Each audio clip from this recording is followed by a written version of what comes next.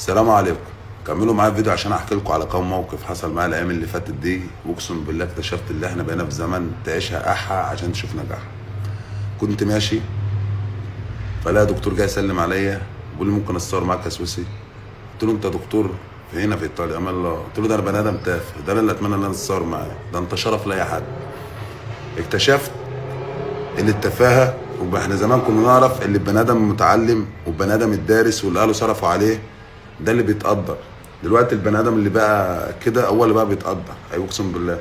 الاقي واحد تاني خريج حقوق وخريج ادب شغال حلاق هنا في ايطاليا، بزعل ليه؟ لما الاقي حد ملوش لازمه، انا زي ما انا مشاني كده مثلا مش متعلم، انا ما اتخدش قدوه لحد. اللي اتخذ قدوه الدكتور باشمهندس العالم دي، فاهم؟ زي العالم دي اللي المفروض تتقدر. اي والله مش احنا اللي نتقدر، احنا عالم بنطلع بنتكلم بعصوف النيه. فانا بزعل ليه؟ اللي وصلنا لازم محرر اللي انا كنت اعرفه زمان، اللي كان الدكتور ليه هبه، لان الراجل ده اتعلم وابوه صرف عليه ومؤدب. انما احنا بقينا في زمن بيدعموا الهلس والتفاهه ويسيبوا الناس الناجحه.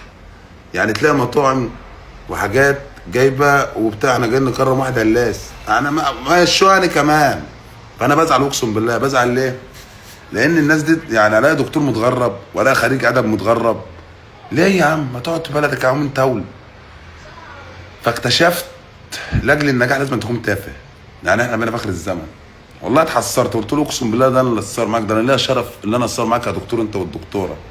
لان ما معنى كلمه دكتور او دكتوره؟ الناس دي بتنقذ ارواح ناس وبتعالج ناس، انما احنا بنعمل ايه؟ ده احنا ثلاث ارباعنا بيفسد اخلاق الناس. عوض علينا ربنا. اي والله باظت خالص.